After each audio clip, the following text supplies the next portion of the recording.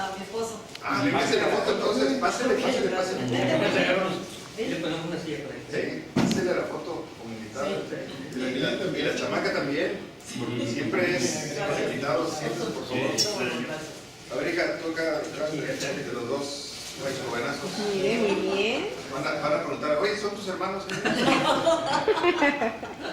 Tus hermanitas. Muy bien, ahí los tengo a todos y me miran todos a la cámara. Voy a tomar una más. Muy bien. Ahora con los celulares y eso. Voy con la lista. Mi tema es acerca de las haciendas en México.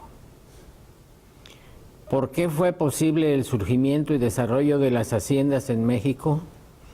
Las haciendas representaron en la colonia el medio por el cual el proceso de conquista se estableció y desarrolló paulatinamente desde el siglo XVI hasta el siglo XIX, en absolutamente todos los aspectos de la vida indígena y la llegada de la nueva cultura española. El establecimiento y posterior consolidación de las haciendas fue posible primero a la estructura y organización jerárquica y social desarrollada por los pueblos prehispánicos en los 2 siglos anteriores a la llegada de los españoles. El último pueblo, el azteca, basó su poder y supervivencia en el sistema de conquista militar, sometiendo a los pueblos conquistados y definiendo pago de tributos para asegurar el nivel y la adecuada desarrollo económico y social de su pueblo. Antes de la llegada de los españoles, la estructura social y económica establecida por los últimos pueblos indígenas poseía la siguiente organización. La unidad social y económica era el calpulli. En ella existían miembros libres.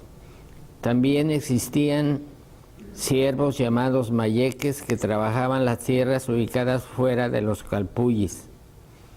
La nobleza de la provincia, quien elegía representantes conocidos como calpulleques, cuyo derecho de mandar era por elección o por herencia, y quienes mandaban sobre los mayeques. El calpulli era una organización social conformada por familias emparentadas en un núcleo en forma de aldea, con territorio propio, un templo y una divinidad. Las parcelas de los calpullis se repartían entre los miembros de la nobleza y los ciudadanos libres. Los mayeques se encargaban de trabajar las tierras de la nobleza. Bajo este esquema jerárquico y social fue relativamente sencillo que una vez que los españoles llegaran a tierras indígenas y comenzaran una invasión violenta, el único sistema que se adaptaba a sus circunstancias existentes fuera el latifundista, que diera pie al surgimiento de lo que fue conocido como hacienda. ¿Qué es la hacienda? El sistema de organización conocido como hacienda es una institución de índole económica que primeramente buscó mantener la supervivencia de los conquistadores de la Nueva España por medio de la explotación de la agricultura. El sistema organizativo de la hacienda fue también establecido y planeado, que permaneció estable por cerca de 400 años, gracias a varios aspectos presentes en el medio geográfico, temporal y cultural.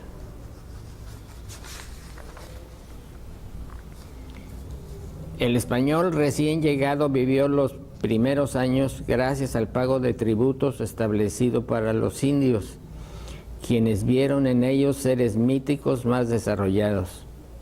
En algunos casos el proceso de pago de tributos fue de manera pacífica y natural, mientras que en otros los españoles se apropiaron por la fuerza de los metales y rocas preciosas que miraron circular en la vida cotidiana de los indios para después establecer el tributo como un medio obligatorio.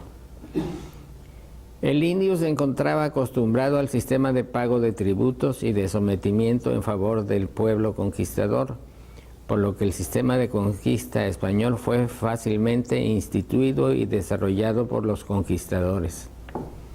El indio vivió durante los últimos siglos trabajando las tierras para producir siempre en abundancia, teniendo materia prima de sobra que daba en pago a diversos pueblos por diversos motivos.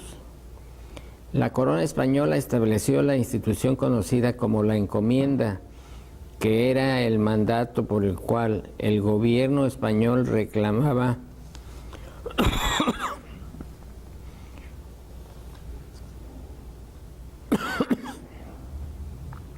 su parte de los tributos exigidos por los españoles a los indios. Por este proceso el español adquiría responsabilidades y obligaciones. Su ganancia proporcional de tributos se mantenía, pero en respuesta adquiría obligaciones. Su pago consistía en quedarse para sí los indios de la zona donde se establecía, obligándose a cuidar de ellos, evangelizarlos, educarlos y protegerlos a cambio de su trabajo en el latifundio, o sea, la mano de obra.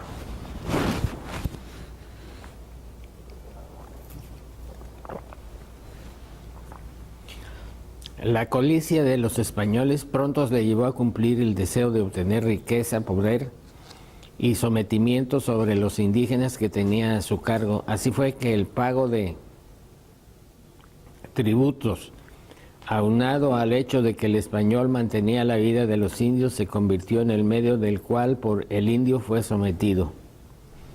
Con deudas de por vida e ideas de agradecimiento a los conquistadores, como ofrecerle techo y comida dentro de la hacienda, bajo las bases del conocido sistema feudal. Los indios lograron subsistencia económica, pero la organización feudal, al crecer y expandirse por todas partes, exigió a los españoles la necesidad de obtener personas que laboraran en sus haciendas para asegurar su supervivencia, ya que someter al indio a la fuerza no daba siempre resultados, sin mencionar que la mano de obra indígena comenzaba a escasear. Se estableció entonces el proceso conocido como el repartimiento, que se convirtió en la institución de reclutamiento forzado de trabajadores indígenas.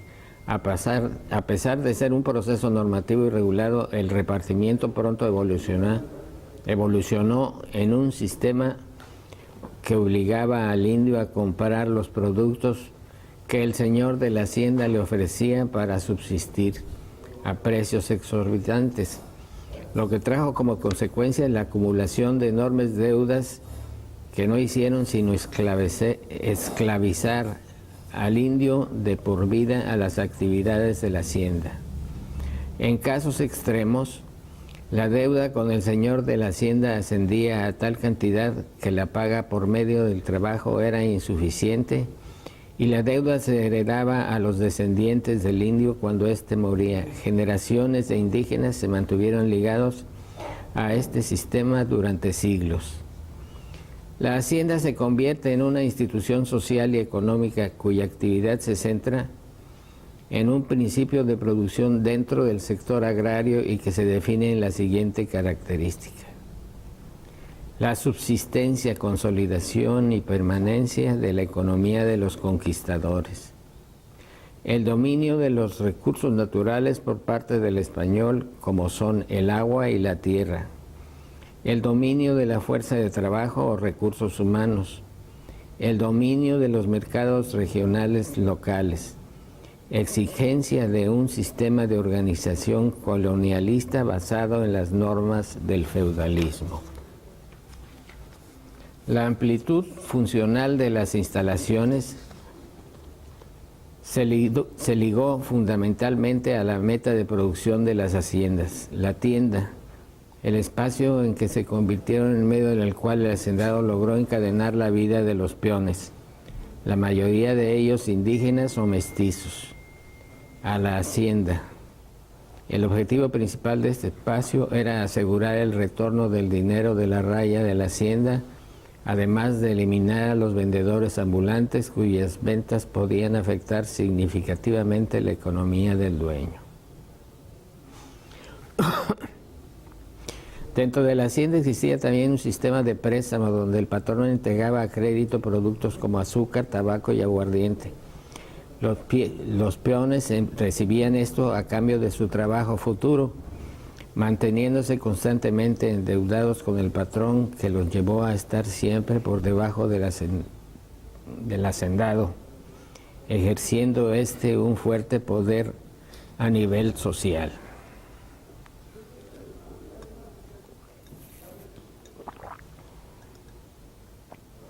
También había capillas, había lapisqueras o calabozo, que era el espacio donde se encerraban hasta por espacio de un mes a los peones endeudados que no cumplían con sus compromisos contractuales. La calpanería o alejamiento de los peones, que fueron construidas primero de adobe, caña y tablas, para después levantar casillas de piedra y concreto. La mayoría se componía de una sola habitación con petates y zarapes, una mesa de fabricación casera, algunas sillas, 1 o 2 baúles de madera para la ropa y demás chucherías para los días de fiesta, además de velas encendidas ante la imagen de un santo o la Virgen. La hacienda fue, como ya se ha mencionado, un complejo socioeconómico autosuficiente de la mayoría de los casos, que se encontraba formado por un núcleo llamado poblacional denominado casco o casa grande, donde vivía el hacendado.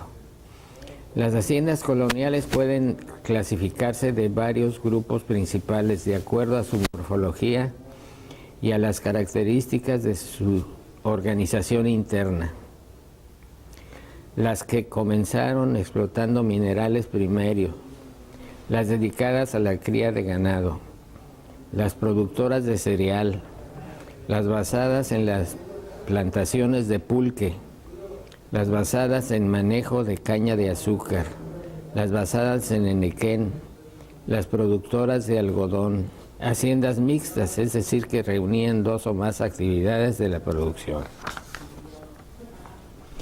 El sistema hacendario virreinal logró sobrevivir con éxito hasta los primeros años del siglo XX, periodo en que la inconformidad social se vio canalizada en el movimiento revolucionario de 1910, año que marca la ruptura de toda una era del latifundismo y el inicio de una nueva legislación agraria, la cual traería como consecuencia el reparto de casi todos los bienes muebles e inmuebles de los que hasta entonces poderosos hacendados terminaban así con un sistema feudal que perduró por más de 3 siglos.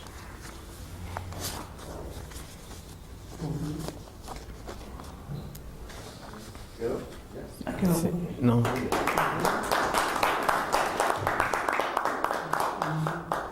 Pues es un tema muy amplio el de las haciendas por la explotación que significó de la pobre indiana, ¿no? Que las tenían sometidas.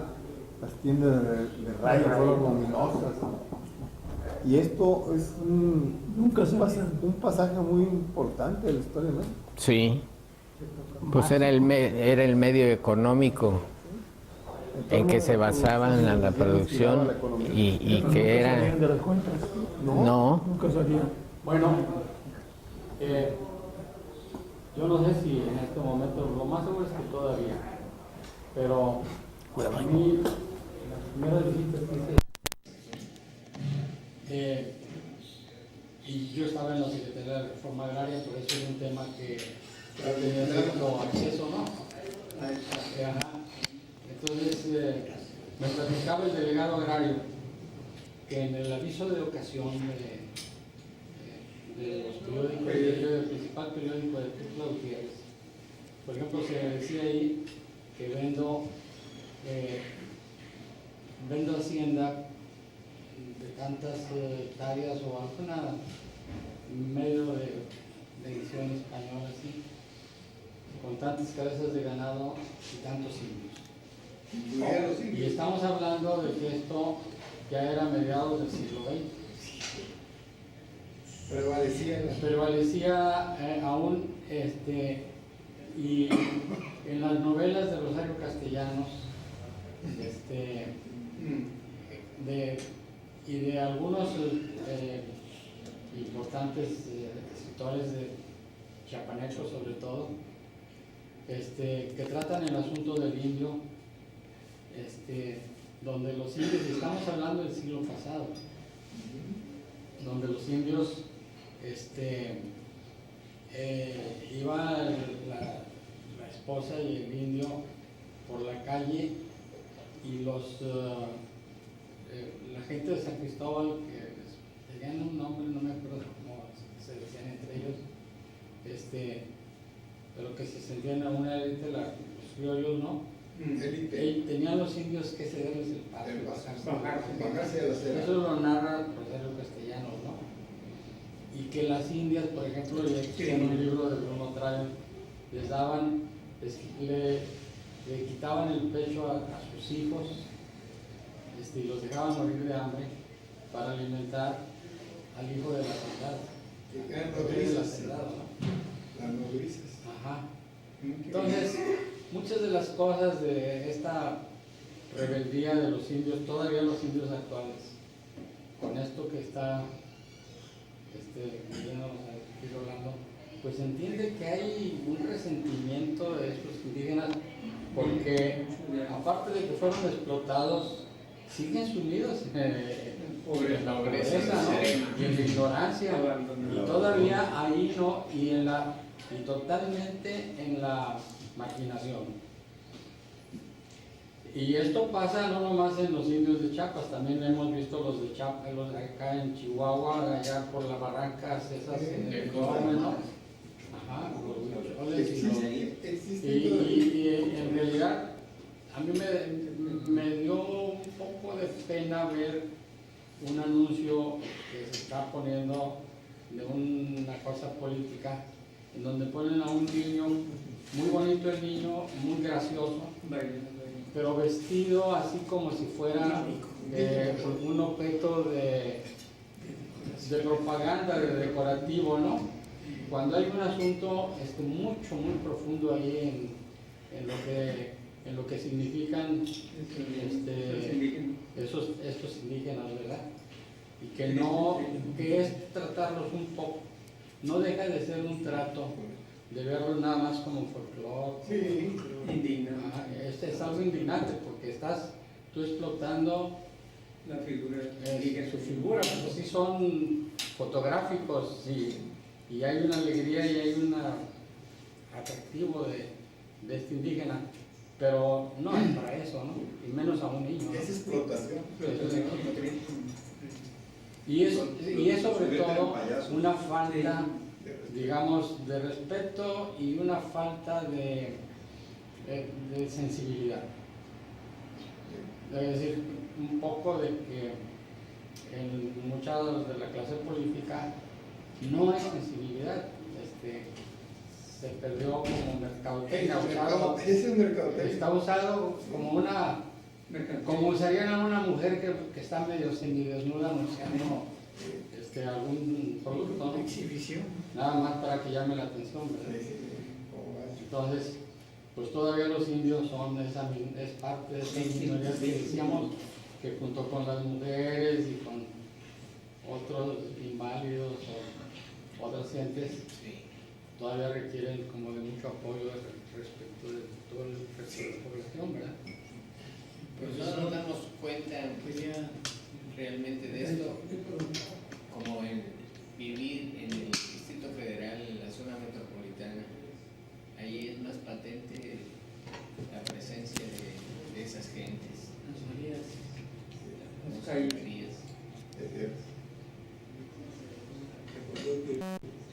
Voy a hacer una aportación. En la numismática hay una área específica de las fichas de Hacienda Cuando uno se mete a esto y comienza a estudiar las fichas de Hacienda y los lugares donde se desarrollaron, hay un control absoluto del hacendado en la época de lo que se llama época feudal. Y era terrible porque inclusive los sacerdotes contribuían al control total, de uno económico, por un lado, porque no se les permitía tener dinero de circulación normal, más que las fichas de Hacienda, y la iglesia les exigía que consumieran las fichas de Hacienda, porque la tienda de raya no podían comprar con dinero foráneo, sino con dinero esto. Si se iban a otro lugar, eran castigados severamente. Entonces, cuando uno se pone a estudiar, ves las fichas de Hacienda, y había fichas de Hacienda, vale por una carga de caña, por una carga de leña, por una de maíz, una roba de maíz, o cosas de esas muy curiosas. Entonces es bien interesante también complementarlo ahí. Esa es una. A otra, hace 35, 40 años, estando estudiando en la preparatoria, un maestro me dice, oye, vamos a Santa Engracia. Pues vamos, me gusta a mí ir a conocer lugares bonitos. Y en Santa Engracia hay una hacienda que ya es una, en aquel entonces era una hotel. Y llegamos y vemos a una señora, y le digo, ya grande de edad, como de 75 años, le digo, oiga, ¿quién nos puede conducir a alguien que conozca la hacienda? Dijo, yo los puedo llevar con el señor amo. A ver, y en ese momento, estudiando la historia en la preparatoria, y luego el señor amo, y en el siglo XX, y nosotros medios liberales y medios locochones, pues a ver, esto no es correcto. Y entonces me paro yo con la señora a platicar. Digo, ¿por qué le dice señor amo? Dijo, porque él me dio la vida y me sostiene. Ese jacal que era de leña, que ahora está construido dignamente, el señor amo me lo dio. Lo voy a llevar con él. El señor amo era el último descendiente de los hijos directos de los hacendados. Y él nos enseñó los croquis y todo de la producción de caña. Cómo producían ellos la caña, cómo la procesaban y la hacían industrial. Y cómo los hacendados, todas las gentes de ahí estaban bien arraigados y apegados al señor amo. Es que el señor amo me dio vida, el señor amo me dio todo. Yo por él estoy viviendo. Yo le ofrecí mi cuerpo, pero el señor amo no me rechazó. Me dio la oportunidad de ser sirvienta de él a mucho orgullo. Y lo manifestaba de una manera muy natural, sin molestarse, sin ofenderse, porque gracias a él vivo. Y ahorita sigo trabajando con el hijo del señor amo. Y ya la señora tenía 75, 80 años. Y era tremenda para caminar. Se aventaba 8 kilómetros como si nada, y nosotros estamos bien cansados ir con ella. Pero aprendí mucho de ahí, de ese lugar. Y cómo la gente fue destruyendo la hacienda poco a poco, llevándose el sillar, llevándose las piezas de la molienda de caña, las piedras que había, todo eso. Y luego la convirtió en hotel. No sé, yo tengo más de 25 años que no voy para allá. No sé si usted todavía el casco. Estaban las chimeneas grandotas y era preciosísimo. Las fotos que sacamos, el maestro se quedó con ellas, pero también se manejaba. Con ese mismo maestro fui a 3 haciendas a buscarlas: la del Cojo, en González, Tamaulipas, la hacienda San Juan y la hacienda, una de Padilla, donde en esas haciendas son las 3 que he conocido yo que tenían fichas de hacienda. Juan Fidel Zorrilla en un libro la publica, un libro de historia de Tamaulipas, pero aparte yo tuve la oportunidad de ver las fichas de hacienda y fuimos a esos lugares y había los asentamientos. En el Cojo había sido completamente, estaba bombardeada de la gente que llevaba para buscar metales y cosas preciosas, estaba toda bombardeada, y las otras haciendas estaban también semidestruidas.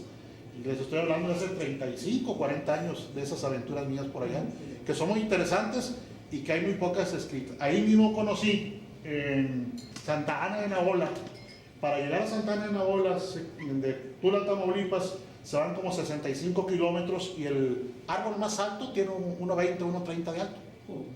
Llega uno a un lugar de ese, son 300, en aquel entonces eran 350 familias, y había uno, Simón, era un hombre alto, delgado, con ojos azules intensos, y él traía una maleta así grandotota, donde traía los documentos desde 1700 y pico que le habían dado en la colonia, que ellos eran titulares de los terrenos de Santa Ana de Naola, 23,000 hectáreas. Y un presidente de la República, un familiar de la época del Porfiriato, se las quería quitar. Y ellos no dejaron. Dijo, no, aquí no van a poder entrar. ¿De qué vivían ellos? Ellos vivían de la cría de cabras, y les surtían mucha cabra a Monterrey y Aguascalientes, y ordeñaban las cabras para poder sacar el queso y producir ese tipo de cosas.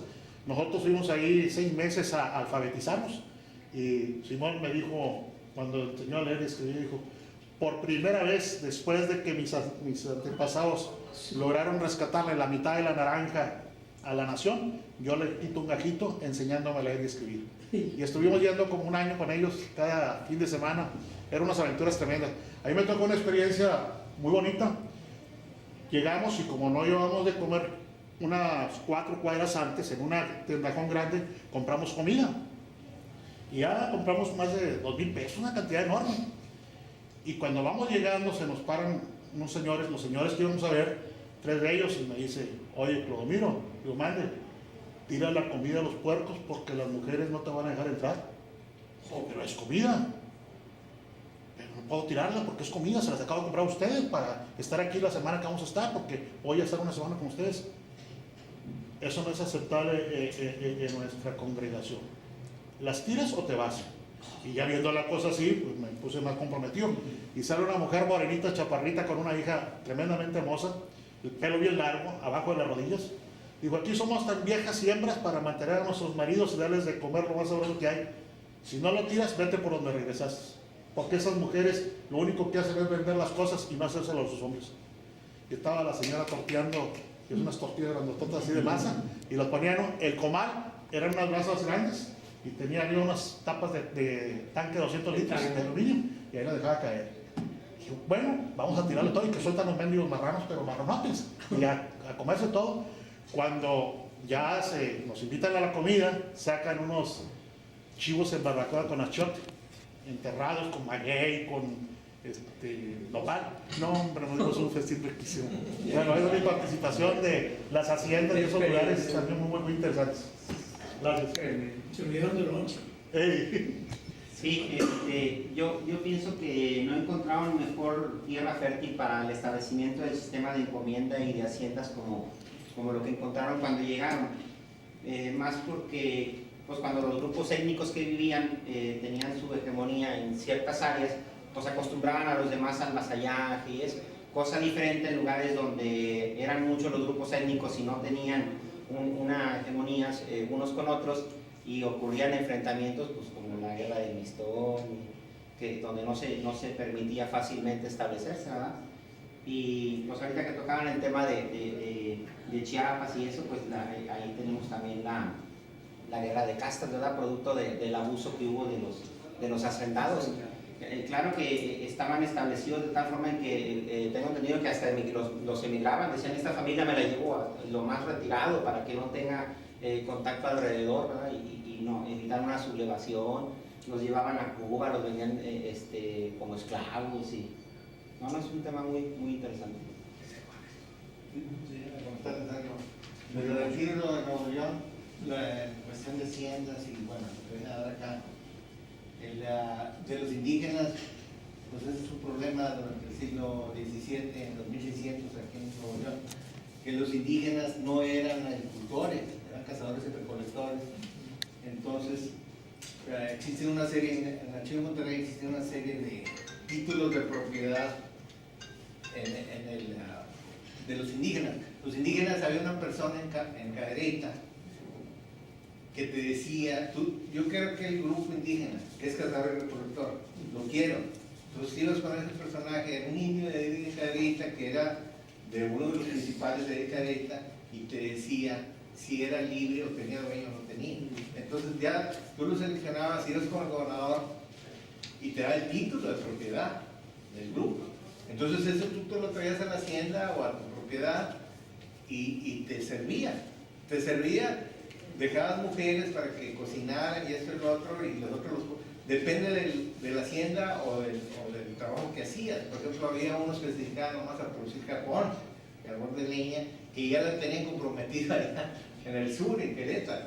Entonces, esos indígenas nomás estaban haciendo carbón. Los de acá, los de Montemorelos, los tenían haciendo la caña y el pilotillo. Inclusive, casi todos los grupos de Camargo para arriba pertenecieron a haciendas o encomiendas, ¿verdad?, de Nuevo León. Y los de acá, los del río San Fernando, todos pertenecieron a Nuevo León, antes de que llegara Escandón. Y bueno, uno de los datos que lo maneja Eugenio del Hoyo es la hacienda, las haciendas estas cuando funda Cadereyta, que están relacionados con el estado de Hidalgo. Entonces allá están, les dan las concesiones y se crea la mesta española que existe allá en España, de que en un tiempo del año tienes a las cabras pasteando en la sierra y luego los bajas al valle, ¿verdad? Y a las crías. Aquí en el caso estaban al revés el tiempo, ¿verdad? Venían casi en invierno, bajaban al área Cadereyta a las crías y luego se los llevaban hacia arriba. Y hay una serie de datos por dónde estaban las bajadas. Pues unas estaban en Iturbide, otros allá en Santa Engracia, otros más hacia allá. Y en la bajada hay un caso del indio Pame, que el indio Pame siempre le pedía pues una borrega o un cabrito cuando bajaban venían muchos pastores, ¿verdad? Y venía una persona que encargaba de todos los pastores y siempre le regalaban, pero cambian a este personaje y no le quiere dar el borrego al indio y se arma un desastre que desde ahí en adelante los Pames pues no los podían controlar. Hoy me acordé de una hacienda que está muy bien tratada y como exitosa y que es de un indígena. En la novela esta de Bruno Trago en La Rosa Blanca, la hacienda esa, La Rosa Blanca, Era de petróleo. era del petróleo. Era una hacienda muy bien cuidada, era una familia de indígenas que eran los propietarios de esas haciendas, como esa había otras, y estaban en un lugar muy privilegiado que era, pues se ve que era como la Huasteca veracruzana. Es la Huasteca, ¿verdad? sí. Era por Poza Rica, ¿eh? Por Poza Rica. No, es esa cosa más abajo, es hacia Chicontepec, por esa zona. Bueno, y entonces los americanos encuentran a chapopoteras, van y deciden ellos, antes inclusive de empezar la explotación, adquirir todos los terrenos que pudieran alrededor. Y todo el mundo pues le llegan al precio y eso, y van comprando las haciendas, menos la Rosa Blanca, porque el dueño de la Rosa Blanca era una gente que amaba mucho a la tierra, que amaba mucho a su hacienda, que tenía mucho apego por esa tierra, ¿no? Y él no sentía que la tierra era un objeto de mercado, que no era algo que se pudiera vender y comprar. Y entonces, desesperados los petroleros gringos, urden un plan para asesinarlo al dueño de la Rosa Blanca. Y se lo echan. Y se lo escabechan porque encuentran que él era un fanático de la cría de mulas. Y con el asunto de que iba a haber una feria digamos, ganadera o de mulas en Estados Unidos, se lo llevan, lo convencen de que era un espectáculo muy bueno para él, o una exposición, y allá lo desaparecen, y todo el grupo poderosísimo económico que después se hizo dueño de los campos petroleros, falsificó la firma de él y dijeron, porque lo atropellaron y lo mataron y lo desaparecieron, y dijeron que él que les había vendido, ya estando allá, y que se había ido con otra mujer o había abandonado a su familia y se había desaparecido, y que pues ellos no sabían nada, pero pues que ahí estaban los papeles ya firmados. Y después, al final de la novela y película posterior, aparecen que los hijos de aquel hacendado, de aquel indígena, ya eran trabajadores de las compañías petroleras de los ingleses y americanos, ¿no? Que se han tejido muchas historias. Cualquier semejanza con la actualidad. Con la actualidad. Exactamente. A mí me parece las haciendas un centro de producción que es muy análogo a las maquiladoras actuales. Así es. Y el tipo de trato a los trabajadores y la jerarquía y todo. Una forma de explotación, pero Así es. ir acomodando. Penetrando penetrando en la estructura de las Y la haciendas destrucción del petróleo. de Yucatán, es maravilloso ver cómo florecieron, qué tipo de plenitud alcanzaron y las instalaciones que quedaron. Hay vías de ferrocarriles donde transportaban el enequén y donde manejaban todas las cosas, pero la estructuración que tenían era de tal forma que funcionaba espléndidamente y muy lujosa. Bueno, Sí, yo conozco varios. Un asunto respecto aquí a mi ciudad, a Reynosa. Ajá. Cuando yo llegué a Reynosa tenía un año de estrenada la refinería, la planta de absorción. Era una planta hermosísima. Todo estaba reluciente, ¿no? Recién pintado y todo. Yo llegué al 57. Sí, pero lo que pasa es que hubo otras plantas antes. Pero la de absorción, que fue la más grande, fue el 55, 56. Bueno, y entonces, ahora ha salido a bombo y platillo, y como haya sido un gran triunfo de la ciudad, que Petróleo le entrega al gobierno del estado la mitad de los terrenos de lo que fue aquella que era una gloria para la ciudad. Esa planta de absorción, que era lo que le dio el empujón a la ciudad económico y lo que hizo que Reynosa fuera la principal ciudad de Tamaulipas, ¿no? Y de pronto nos están entregando y hasta dicen que van a limpiar todo el montón de chatarra para que se haga un parque público. Pues por el lado de que se haga un parque público, pues da gusto, pero por el lado de que todo lo demás quedó convertido en chatarra, y de la destrucción, y que se acabó el sindicato y se acabó, y que en lugar de eso tenemos maquiladoras, pues es como maquiladoras y balazos. Es como volver a... Es como para decir qué tragedia, ¿no? Carlos, el edificio... Cuando llegamos que tiene una ciudad con tanto futuro. El edificio de Pemex cerrado, el edificio de Pemex. Yo pasé la otra con candado. Una de las ciudades, yo venía de Guadalajara y cuando llegué aquí dije, de aquí soy. Simbolito. A pesar de que venía de una ciudad muy hermosa, pero no se comparaba con la sensación de progreso, el empuje que tenía una ciudad como Reynosa. Estaba en su mejor época. Pues imagínate yo que cambié Tampico por Reynosa. Bueno, pues qué Muy bueno. interesante. Felicidades, Bueno, es muy inspirador esto de las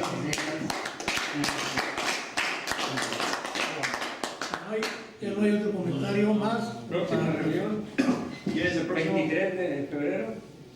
¿Quién es el...? Y aquí trae una nota. La próxima sesión Viene de Cadereyta, ¿no? el señor Francisco Ramírez Aguirre. No, Ramos. Francisco Ramos. Ramos Aguirre. es de Victoria. Cronista de Que Victoria. nos regaló los libros, Cronista de el libro que trajo el año pasado. Vino el año pasado. Ahí en el CRIC, estuvimos en el IRCA. Ahí nos regaló paquetes de libros. Francisco Ramos. Sí. Francisco Ramos Aguirre. Hablará sobre el obispo Fray Francisco primer- Ramírez y González. Primer obispo de Tamaulipas. ¿Obispo? Primero obispo. Primer obispo de Tamaulipas. Bueno, pues, Empezamos con la reunión. Bueno, compañero, muy buenas tardes. Gracias por su asistencia. 15 días. Muy bien. Sean felices.